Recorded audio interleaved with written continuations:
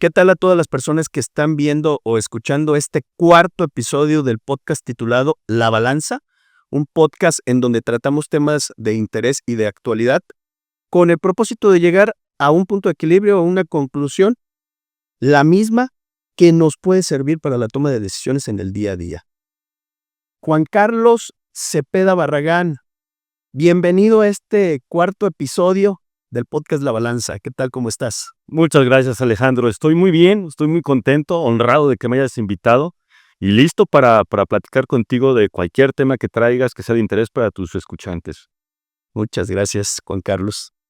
Una de las dinámicas que tenemos en el podcast es que nuestros invitados siempre deben presentarse. Así que, Juan Carlos, dinos quién es Juan Carlos Cepeda Barragán.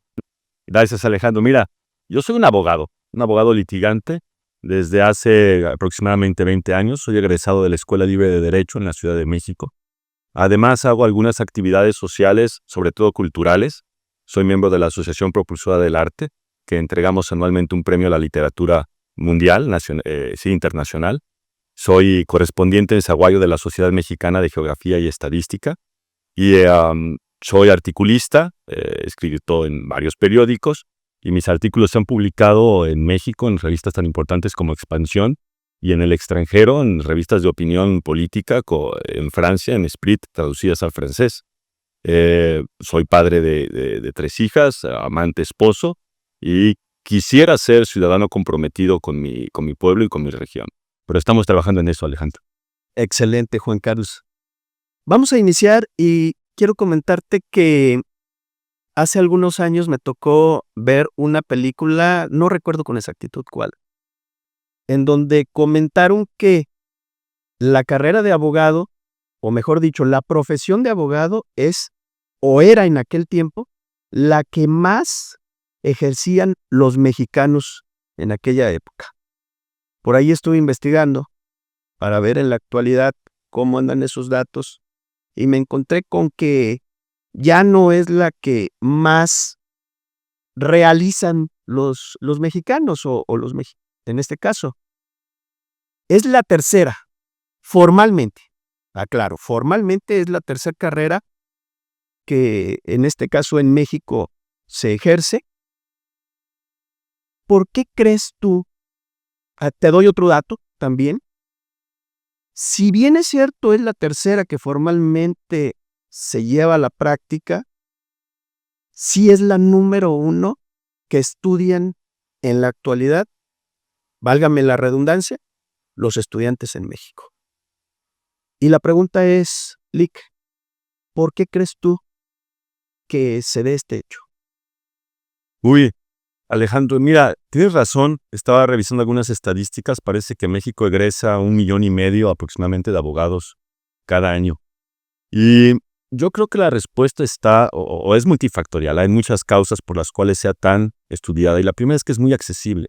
Es una profesión lectural, basada en lecturas, entonces no requiere mayores gastos de inversión de los estudiantes para acceder a ella.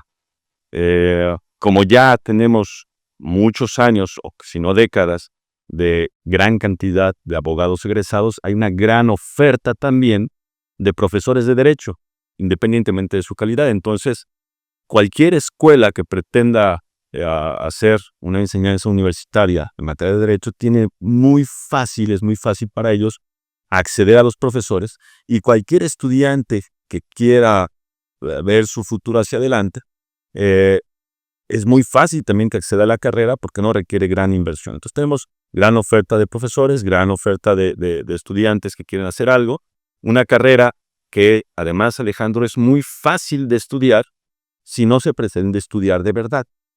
Es decir, como tenemos una gran oferta de profesores que durante décadas han estado formándose con buena o mala calidad, lo que tenemos es que se promedia la calidad de los profesores, de tal modo que la enseñanza también se promedia y suele ser, en este país, de muy baja calidad. Entonces, en algunas universidades, más quiero decirlo así, en la mayoría de las universidades del país, graduarse de abogado es tan fácil como asistir a las clases y no dormirse en ellas. ¿Qué tenemos? una gran cantidad de abogados con baja calidad de estudios y un pequeño cúmulo de universidades públicas y privadas. Esto no es cuestión de clase, públicas y privadas, pero muy pequeño número de universidades en el país que sí enseñan una profesión de derecho de calidad. Y tenemos entonces un pequeño grupo de abogados que sí saben de lo que hablan, que sí saben qué hacer cuando practican y cuando entran al foro, y que eso es lo que dan buenos abogados que van construyendo a la sociedad en nuestro país a través de la justicia y del derecho. Creo que sean esas algunas de las causas. No soy sociólogo, Alejandro, pero podría casi apostar que son esas las causas por las cuales tantos abogados se gradúan en nuestro país. Fíjate, Juan Carlos, que cuando estuve también cursando la carrera de abogado, tenía algunos compañeros que me comentaron, es que yo estoy estudiando derecho porque no llevamos matemáticas. Sí. Entonces, pero, a ver, perdón, No, tienes razón, la aversión a las matemáticas son complejas para un estudiante de preparatoria, digamos, y requieren una cierta disciplina mental que genera aversión en los estudiantes. Entonces, mira, hay muchas otras profesiones que tampoco requieren matemáticas. ¿Por qué no se hacen sociólogos? ¿Por qué no se hacen antropólogos? O cualquiera de las ciencias sociales o ciencias más blandas podrían acceder a ellas sin las matemáticas. Y yo creo que la razón es porque también en el imaginario colectivo, el abogado, o los abogados que conocen a lo mejor, nos da una imagen aspiracional que no nos dan otras ciencias sociales que también son accesibles, ¿no? La psicología, la antropología, ya lo dijo, la sociología, no dan o no ofrecen en el imaginario colectivo un prestigio, podría decir, que sí ofrece la profesión de abogado. Pero de ahí, la versión de las matemáticas es cierto, la he visto, claro que sí. Que también hay que tener en cuenta una materia específica que es derecho fiscal, en el que sí se tienen que ver matemáticas e impuestos. No, absolutamente, derecho fiscal o derecho corporativo, o sea, para entender y interpretar un estado financiero, pues necesitas conocer los rudimentos matemáticos, tener no tanto de conocimiento, sino tener la capacidad mental para abordar las matemáticas de la aritmética de una manera más o menos competente. Entonces sí, podría ser una trampa para algunos. Pero también por eso yo creo, Alejandro, no hay tantos especialistas en derecho fiscal. Sí. Y por eso es una de las ramas del derecho que más beneficios económicos deja a los abogados que se dedican a ella, ¿no? Porque tiene esa barrera al acceso, que es la capacidad de entender lo más básico de las operaciones aritméticas y manejarse con ellas, sí. Y aplica la ley de la oferta y la demanda. Es correcto, es correcto. Hay barreras a la entrada, eso es todo. Sí. Sí. Juan Carlos, hay un estereotipo en el extranjero en donde al mexicano lo tienen como esa persona que está sentada, entre dormido, con un sombrero grande, con un gabán, su botella de tequila. Y pues sabemos de antemano que los mexicanos no somos esa figura que tienen como estereotipo. Lo menciono como de manera muy general. El detalle es que también los mexicanos hemos creado estereotipos de los abogados. Y nos ven porque, como les comenté hace un momento, también soy abogado, no litigo. Y para mí fue una sorpresa también encontrarme en la carrera y escuchar estas imágenes que tienen de los profesionistas que nos dedicamos a esta materia. El hecho de que dicen, es que son como un plátano. Ah, caray, como un plátano. Sí, ninguno es derecho, todos son chuecos. O son como un canguro. ¿Por qué como un canguro? Les pregunté una vez. Es que un canguro es una rata grandota. Pues en su momento me reía, todavía me sigo riendo, solo que no creo que todos, o es más, no creo que este estereotipo realmente debería de seguirse teniendo en la sociedad. ¿Qué opinas tú al respecto? Uy, Alejandro, pues es que estamos hablando de prejuicios, ¿no?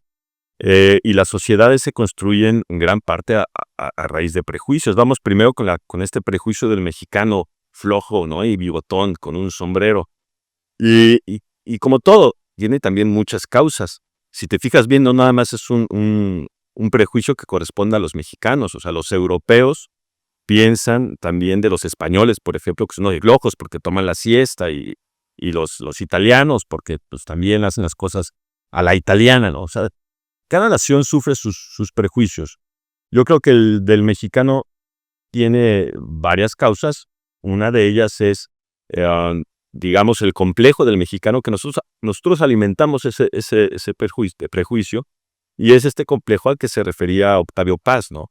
De los hijos de la chingada, de la Malitzi, de la traidora, los vencidos, que sí se ha instalado en la idea de los mexicanos, aunque ciertamente no seamos así. Los mexicanos, si pudiéramos definirlos o generalizarlos con otro prejuicio, lo cierto es que es gente trabajadora.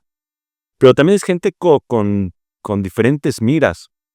Hay una división cultural importante. Está lo que conocemos como el norte global, los países anglosajones, los países que pertenecen a la English Commonwealth, que tienen una forma de ver la vida, y en particular los gringos del Destino Manifiesto, ¿no? Sí. En el cual ellos consideran que para tener éxito en la vida, o más bien que el éxito en la vida, el éxito profesional que se tenga, el éxito económico, el éxito político, es un reflejo de la salvación divina que tendrán, ¿no? O sea, ellos creen que si te vas a salvar y irte al cielo, Dios te lo demuestra desde ahora con el éxito que tengas. Entonces, su mentalidad está encaminada a conseguir ese tipo de éxito. Estoy generalizando también, y los prejuicios suelen ser injustos siempre. Pero si contrapones esa mentalidad contra el mexicano, que nosotros, como buenos latinos, hemos crecido, y ahora está cambiando, y creo que es uno de los problemas importantes de la humanidad, o por lo menos del occidente, que es este cambio de paradigmas y de valores. Pero tradicionalmente, no es como mexicanos, nuestro éxito no se medía de esa manera. Nuestro éxito se medía en qué tan bien estabas con tu familia, qué tan bien convivías con tus primos, con tus sobrinos, con tus padres, con tus abuelos. Y en ese tipo de relaciones poníamos nuestra mayor energía, no en nuestros negocios. Entonces, creo que eso podría explicar un poco el origen de este prejuicio del mexicano. Y esto se exporta también a los abogados. Quiero decirte que sí, reconozco que hay un prejuicio en ese sentido de que todos los abogados son chuecos, y lo podemos extender aún más, y borrachos también, ¿no?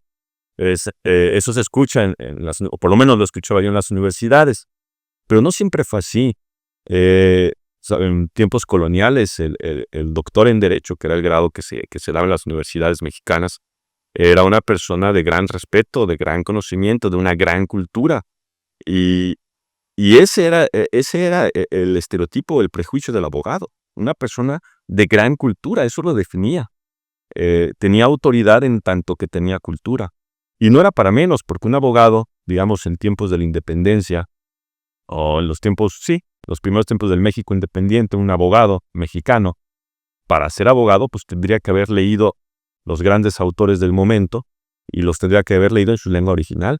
Entonces leían los abogados en italiano, en latín, en francés. Y por supuesto que eso les generaba una gran cultura. Pero luego viene la modernidad, Alejandro. Viene una vulgarización general del conocimiento. Y al estudiante que en una generación tenía que estudiar latín y francés e italiano para ser abogado, la siguiente generación o las siguientes generaciones ya leían esos autores traducidos, ya no en sus idiomas originales. Y los estudiantes modernos ya los leen referidos, o sea, ni siquiera leen directamente a los autores que deberían leer. Entonces hay una vulgarización de la cultura que no es exclusiva del derecho, pero sí de la cultura en general. Y esto pasa periódicamente en la historia. Pasó con Roma a la caída del Imperio Romano. Y perdón, luego me salgo del tema y aburro, Alejandro, pero creo que esa vulgarización general sea una de las causas. Ahora, enlazamos con la primera pregunta. Tenemos esta gran oferta de abogados de diferentes calidades que se promedian. Entonces, eso nos da como resultado que la calidad promedio del operador jurídico, o sea, del juez de primera instancia, del Ministerio Público, incluso del magistrado, la calidad promedio, aun cuando sean en concursos de oposición, como hay esta gran masa o esta gran, bueno, existencia de abogados que quieren acceder a esos puestos, también es una calidad promedio. Entonces, cuando juntas a un abogado que no sabe con un juez que no sabe, la manera de resolver los asuntos es mediante la corrupción. Que déjame decirte algo para salvar a Michoacán de este asunto. Michoacán es un estado que en mis 20 años de experiencia dedicándome al derecho civil, familiar, corporativo, etc., jamás en mi vida he sido víctima, ni mis clientes, de un acto de corrupción judicial importante. Eso para salvar a Michoacán. Hay otros estados, con estadísticas del INEGI, por ejemplo, voy a quemar aquí a Jalisco, lo siento mucho, que son muy corruptos. Michoacán se salva mucho. No hemos sufrido gran corrupción. Pero esta idea creo que es la que alimenta, o estos hechos son los que alimentan ese estereotipo del abogado chueco, del abogado tranza. Pues es el abogado promedio, pero no es por la profesión en sí, sino porque hay tantos, de tantas calidades, que está promediada la calidad. ¿Cuál sería mi conclusión? El abogado corriente, el abogado que no estudió, el abogado promedio, es el abogado corrupto, y eso naturalmente alimenta esos prejuicios. Ahora, Lic, a raíz de estos estereotipos, pues nos encontramos, o hay personas que se encuentran en problemas legales y que normalmente pues se van por la recomendación. Le preguntan a fulanito, le preguntan a sutanito, oye, ¿cómo te fue en tal caso? No, me fue bien o me fue mal, según sean las circunstancias. Pero, ¿qué pasa con aquellas personas que no tienen a otra persona que les dé una referencia? O aún así, que se las hayan dado, ¿qué más pueden hacer como para elegir al abogado indicado? Aquel que lejos de que nada más siga el proceso legal, pues haya una mayor probabilidad de que nos vaya bien en el juicio, porque tú sabes que si se hace algo mal en el proceso, esto trae consecuencias fatales. Si se pierde un término, pues va a ser, como lo dije, fatal. ¿Cómo le pueden hacer las personas? ¿Qué recomiendas? Es una excelente pregunta. Mira, yo creo que nos sorprenderá escuchar que los abogados tradicionales éticamente no podemos hacernos publicidad.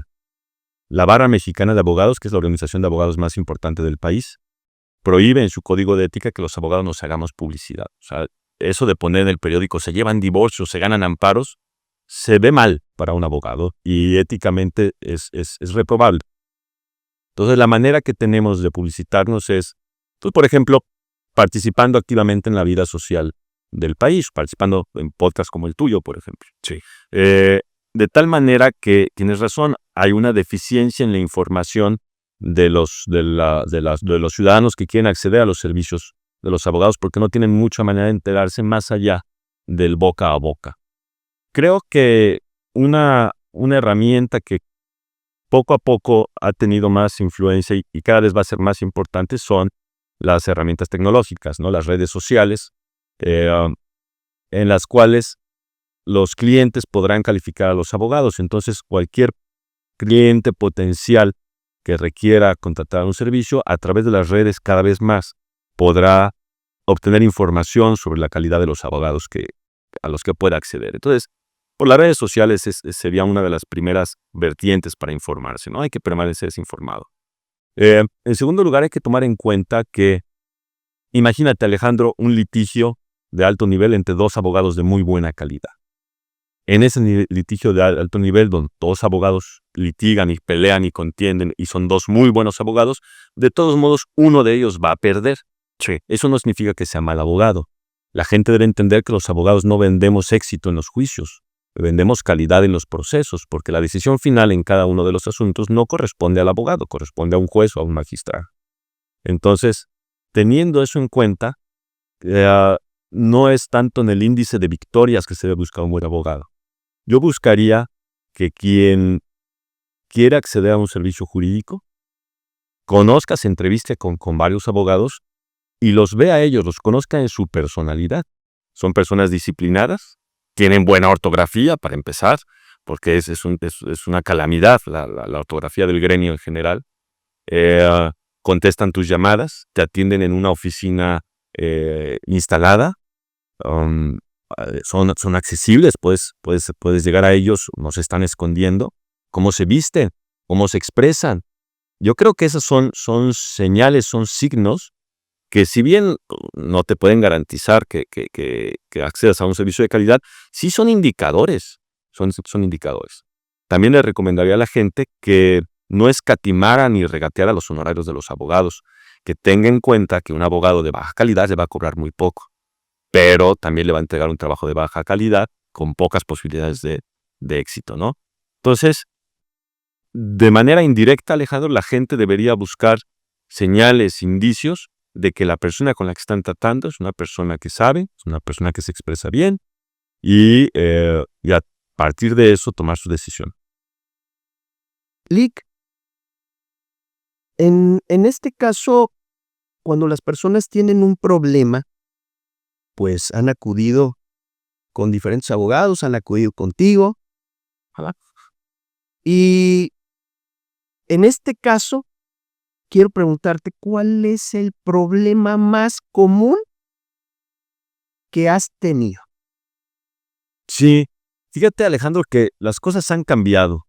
Lo más normal o los asuntos más comunes que yo tuve antes de la pandemia, pues eran asuntos de cobranza, cheques, pagarés, deudas de carácter comercial que por alguna razón los tratos no salieron bien y había que cobrarlas. Pero esa cambió y yo creo que cambió para todo el gremio.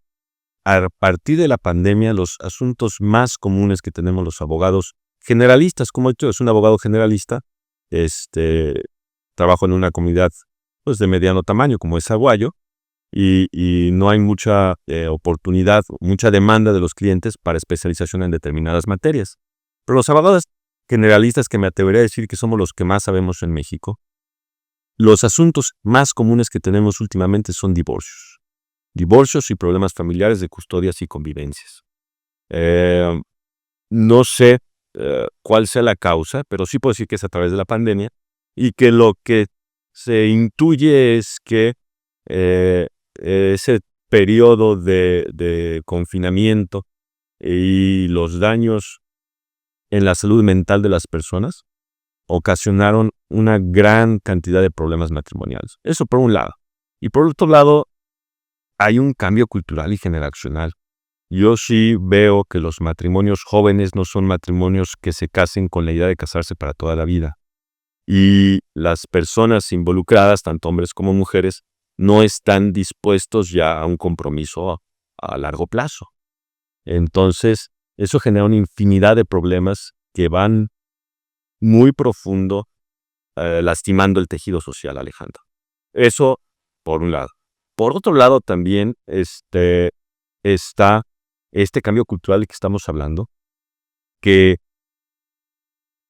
a raíz del empoderamiento de la mujer, que no lo critico, al contrario, está muy bien, pero sí ha tenido un efecto en la sociedad, porque tenemos una generación de hombres mal educados en un machismo tradicional, donde el hombre es la autoridad total de la casa, donde su palabra en lo económico, pero también en lo familiar y en lo social es lo único que es relevante para el destino de la familia.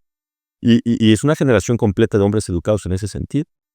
Y de repente entran al matrimonio con mujeres que ya no están dispuestas a ser sometidas, que ya no están dispuestas a ser sobajadas y dominadas. Esa es la palabra, dominadas por los hombres. Entonces, hay un rompimiento importante en la sociedad entre hombres y mujeres que no hemos sabido o no hemos tenido suficiente tiempo como sociedad para reconstruir, repensar y reimaginar. Porque aparentemente, bueno, no sé cuáles son las causas, pero lo cierto es que no lo hemos sabido construir de una manera satisfactoria para todas las partes. No hemos decidido como sociedad cuál va a ser nuestro futuro y cómo manejaremos en el futuro las relaciones de pareja a largo plazo. Y eso nos ha dado una infinidad de problemas. sobre todo con los niños, Alejandro. Entonces sí, perdón, me extiendo, pero tu pregunta era, ¿cuáles son los problemas más comunes? Esos, divorcios, convivencias, custodias de menores, son lamentablemente los más comunes. Y antes de la pandemia eran los mercantiles. Los mercantiles, Principalmente. es correcto. Ahora que comentas de los mercantiles, fíjate que hace algunos años, como te comento, yo no litigué, pero en una ocasión llega una niña llorando. Oiga, fíjese que quieren meter a mi mamá a la cárcel, se la van a llevar. Y pues quedé impresionado en ese momento. Le pregunto, ¿por qué? ¿Qué pasó? ¿Qué hizo? No, pues es que no ha dado 3 abonos en esas tiendas X de plazos cortitos y abonos chiquitos, por no mencionar marcas o nombres. No, pues en ese momento yo sentí que me jalaron de los pelos, ¿no? Que dije, no puede ser. Y rápido, nos fuimos corriendo. Ni siquiera eran personas de un juzgado. Lógico, Sí, porque estaban amenazando. Era el cobrador. En cuanto llegué y le dije, soy el abogado de la familia, su tono bajó. No, fíjese, Lee, que es que no ha dado. Sí, pero no tienes por qué amenazarlos. Para nada los tienes por qué amenazar. Mira cómo tienes a los niños. Y en ese momento le dije, constitucionalmente, a ninguna persona se le puede meter a la cárcel por deudas civiles. Y esto es una deuda civil. Así que te voy a pedir de la manera más atenta que vayas con tu jefe y que tu jefe le avise al jurídico de la empresa para que proceda de la forma legal. Pero esta no es una forma legal. ¿Qué opinas de estos casos que, creo yo, todavía se siguen dando? Muchísimo. no, absolutamente. Y sí, es un problema de todos los días. Lo que pasa con estas tiendas de abonos chiquitos, y plazos largos y precios caros, porque son mucho más caras que las tiendas generalistas, es que, primero, sus departamentos de crédito no hacen la investigación suficiente y prestan a cualquiera. Sí. Porque su idea desde el principio es que el que compra y debe no va a pagar. O sea, ellos ya desde el principio saben eso y que van a cobrar muchos intereses y además recuperarán la parte o el bien que vendieron. Entonces, ese es el modelo de negocios. Desde el principio está diseñado para fregarse al consumidor. Pero luego lo que pasa es que cuando ya tienen carteras vencidas importantes, que son las carteras vencidas, asuntos que ya vieron que no van a cobrar intereses directamente, ni van a recuperar nada, o ya le sacaron todo el jugo que se podía sacar a esa deuda, lo que hacen es que venden esas carteras a despachos de abogados poco escrupulosos que se dedican a cobrarlas. Y la manera que tienen de cobrarlas, que por cierto es ilegal, y en muchos casos puede constituir el delito de extorsión, es llegar y asustar a la gente. Y llegan, sí, lo que tú me dices lo he visto muchas veces, llegan con escritos que se asemejan a un escrito judicial o a una orden de un juez, y llegan y te dicen, oye, aquí está este escrito donde dice que debes 30, 40, 50% más de lo que realmente, o de la deuda original, cuando ya has dado muchos abonos además, que debes estas grandes cantidades y no las has pagado. Te aviso que esto ya está judicializado y que mañana te vamos a embargar y que mañana viene la policía y la judicial y por supuesto la gente se asusta porque para reconocer un escrito judicial, una orden de un juez, y distinguirla de una farsa como estas, pues se requiere un abogado, o se requiere conocer y tener experiencia en esto. Entonces la gente se asusta y a veces paga, y a veces no. Entonces, ese modelo de negocio, Alejandro, de estas tiendas es absolutamente inmoral. En algunos casos, cuando llega a ser extorsión, es absolutamente ilegal. ¿Qué recomendación le puedo dar a tus hace rato dije escuchantes, no es la palabra, se me va, a la audiencia. A tu audiencia, Alejandro. Pues bueno, si les llega uno de estos papeles, tómenlo con calma y vayan y asesórense con un abogado. Si ustedes sienten síntomas de gripa, no lo dudan ni en un momento y van a ver al médico. Aquí es lo mismo. Vayan, vean a un abogado, paguen la consulta. Las consultas de los abogados suelen ser baratas. Una pregunta que le hagas, en muchos casos ni se cobran. Sí. Entonces vayan, hagan una consulta con un abogado para esos asuntos, con el que sea. O sea, son asuntos bastante fáciles, digamos, para salir de la parte del miedo. Y luego, ya que se dan del miedo, ahora sí, tómense su tiempo, busquen un abogado y busquen una defensa. En muchos casos, Alejandro, de estos, y no es una recomendación que yo haga a tus escuchas, a tu audiencia, otra vez, pero muchos casos terminan por no pagar nada nunca jamás. Sí, es cierto. Hay que pagar las deudas, eso es lo correcto, hay que pagar las deudas. Pero si quisiera alguna conclusión de este tema en particular, no se asuste, no tengan miedo. Como bien dice Alejandro, no los van a meter a la cárcel por no pagar una deuda civil. Sí los van a meter a la cárcel si son ustedes unos tramposos y ustedes hacen fraude. Eso es otra cosa.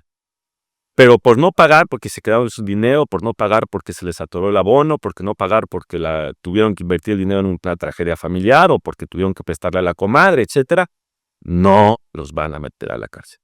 Ya mencionaste el fraude. Platícanos un caso muy sencillo de fraude por el que sí aplicaría la cárcel. Bueno, el fraude de manera simple lo podemos explicar como un engaño. Si tú engañas para quedarte con dinero que no es tuyo, o engañas para obtener un beneficio económico que no deberías obtener sin el engaño, eso es fraude. Eso es fraude. Oye, yo veo que le está yendo bien a mi vecino. Voy y le digo que yo tengo un taller de guarache muy bueno, que me preste para hacer una inversión en unas máquinas, y yo sé que nunca le voy a pagar, y al cabo él es rico y ni lo va a sentir, ¿no? Entonces voy y maquillo mis cifras y hago como que tengo más inventario del que tengo y digo que tengo garantías que no son mías y voy y se lo planteo al compadre, le saco un préstamo que sé que nunca le voy a pagar y nunca le pago, pero mi chato, lo engañaste. Eso sí es un fraude y por eso sí vas a acabar en el bote. ¿Cierto? Sí. Muy bien.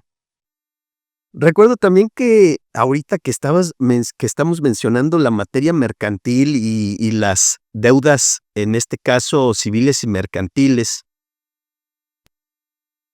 En una ocasión, en la materia de títulos y operaciones de crédito, incluso ya te lo he platicado. Sí, ya sé por dónde vas. Sí, no lo voy a platicar aquí también, porque está interesante, incluso voy a decir una palabra un poquito fuerte.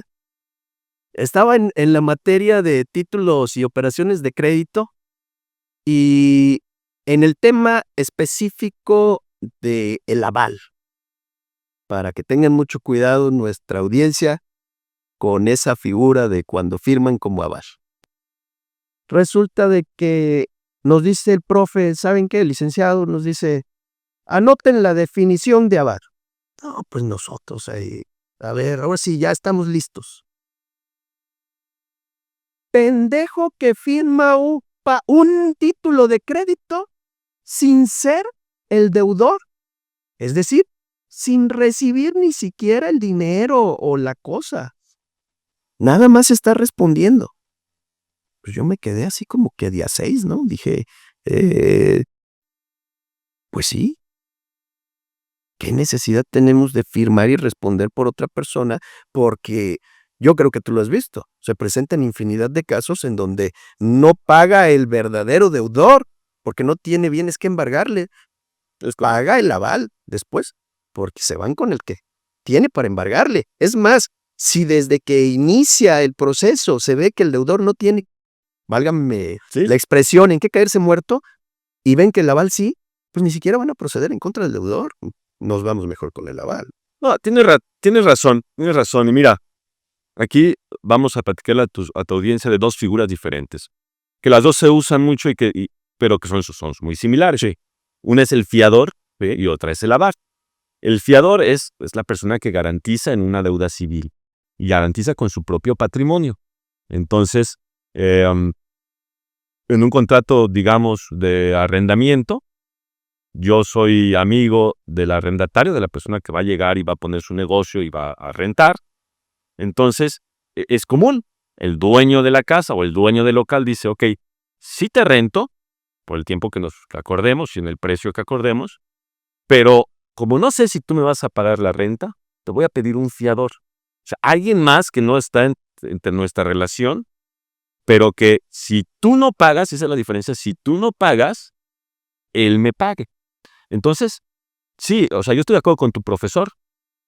Es una tontería firmar así, pero a veces es necesario porque hay ciertos negocios que no funcionan y no salen adelante si no existe esa figura. El arrendamiento es el caso más común. Entonces, pero la persona que firma como fiador debe saber que si no paga el obligado directo, que si no paga tu compadre que te pidió ir a apoyarlo ahí, te van a cobrar a ti. Ahora, el aval es mucho más agresivo, porque el aval, como tú lo dijiste hace rato, no requiere que el obligado directo deje de pagar. El tenedor de un título de crédito, o sea, el que lo tiene a su favor, el dueño, digamos, de un pagaré o el dueño de un cheque o una letra de cambio, que ya casi no se usan, pero sí las he visto, él tiene derecho de pedirle directamente el cobro a su entender y según le convenga, ya sea al deudor directo o ya sea al aval o ya sea a los dos al mismo tiempo, o a los tres o a los cuatro, a los que sea. Entonces, es muy grave firmar como aval. El aval es la figura del fiador específicamente referida a los títulos de crédito. Y los títulos de crédito, Alejandro, son una cosa aparte en el derecho. Sí. Y son una cosa aparte porque son un documento que hace cuenta que es como una fórmula mágica. Tú le pones los requisitos que prevé la ley como si fuera la receta de una bruja en un caldero y le pones la fecha de firma y le pones la mención de ser pagaré y la promesa de que sí voy a pagar una cantidad de dinero, una fecha determinada, en un lugar determinado, y lo firmas, y ese papelito se convierte en la deuda en sí misma. Es lo que decíamos los abogados con mucha rimbombacía, es el principio de incorporación.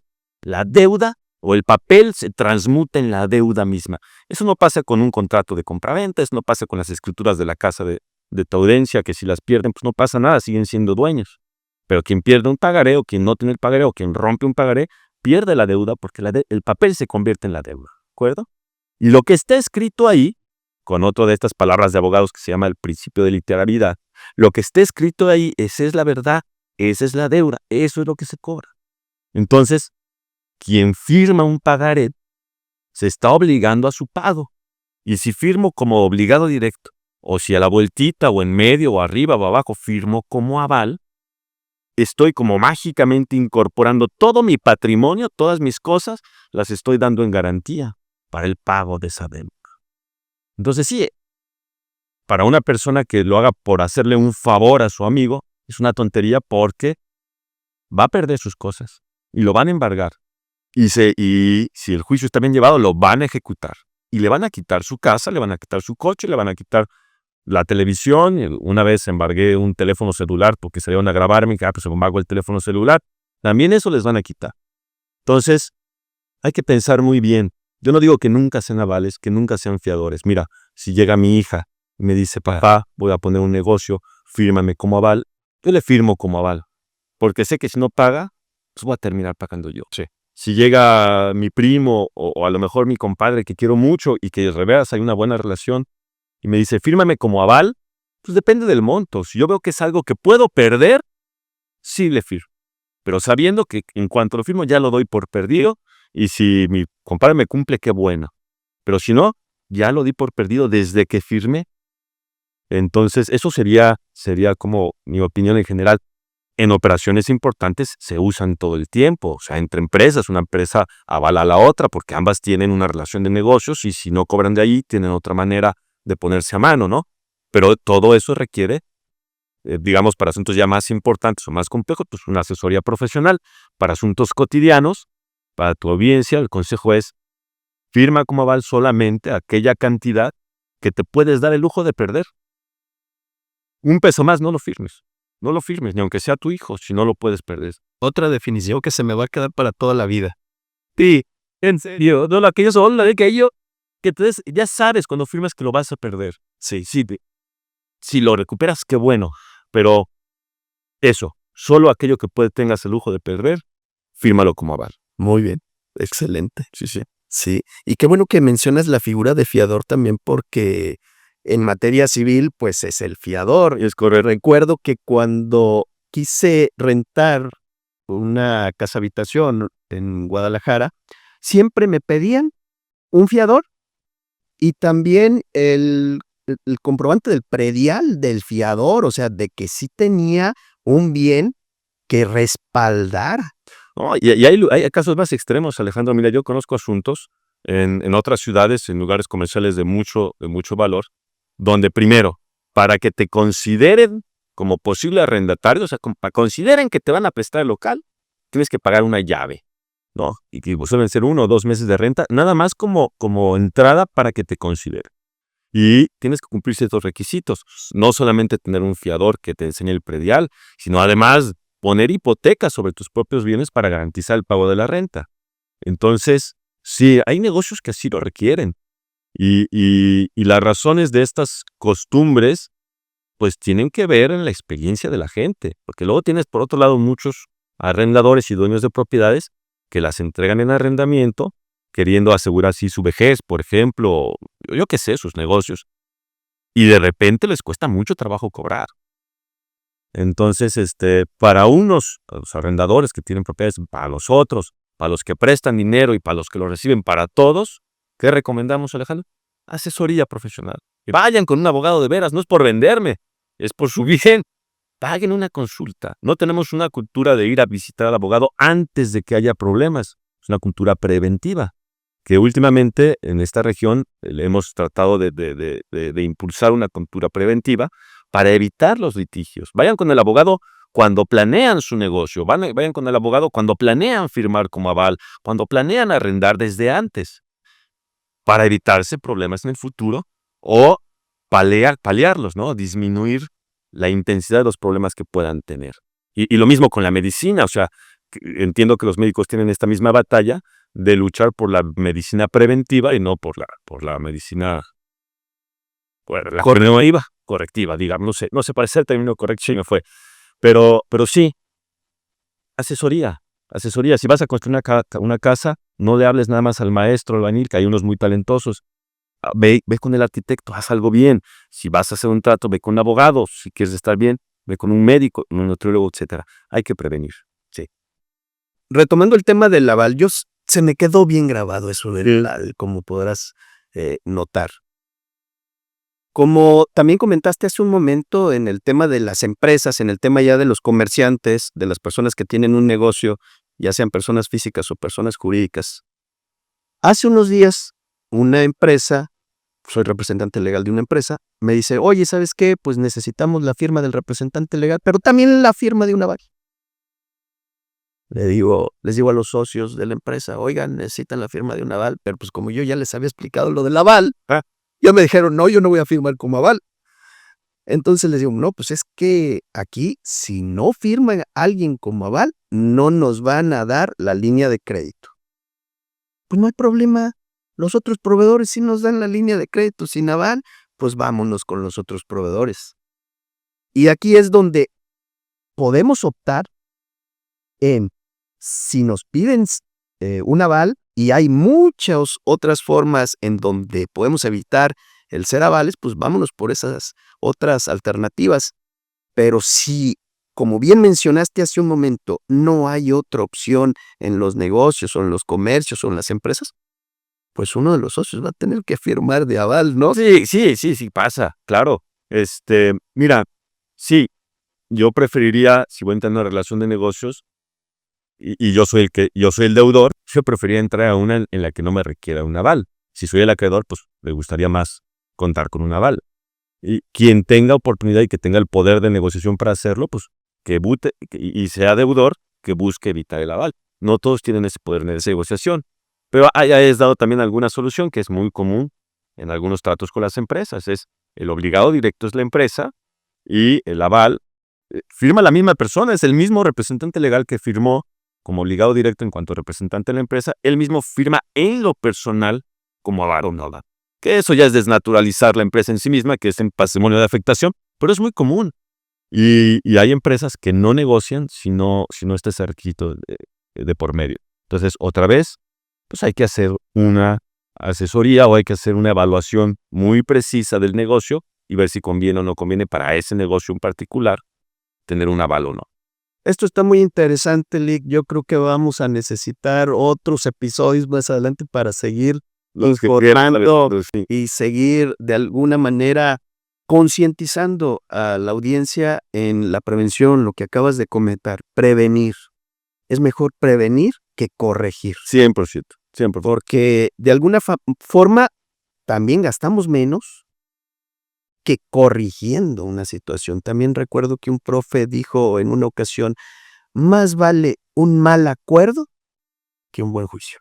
Es cierto, es una frase muy común entre los abogados, es cierto.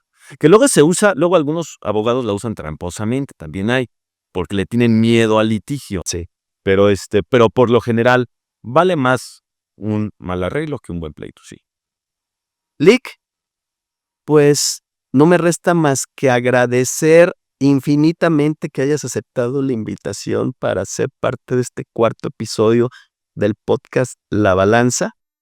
Y por último, quiero pedirte tus redes sociales para que nuestra audiencia pueda ubicarte, pueda seguir viendo tu contenido y de alguna forma poder transmitir más información relacionada con estos temas. Te agradezco mucho, Alejandro. Al contrario, el placer es mío. La verdad ha sido un goce estar aquí contigo, platicando en esta mañana. En cuanto a redes sociales, me voy a disculpar con tu audiencia. Estoy iniciando esta nueva marca de mi despacho. Me hace falta trabajar con ellas y tenerlas listas para presentarlas. Pero te prometo que en la siguiente ocasión las tendré listas para que tu audiencia pueda contactar. Es un hecho, entonces ya debemos tener otra plática en... No, ya, sabes agendarlas, sí. La vamos a agendar porque estoy seguro que la audiencia necesita saber más de estos temas en materia de prevención. Excelente, excelente. A todas las personas que estuvieron viendo o escuchando este cuarto episodio del podcast La Balanza, muchas gracias. Nos vemos para la próxima. Gracias, Sergio.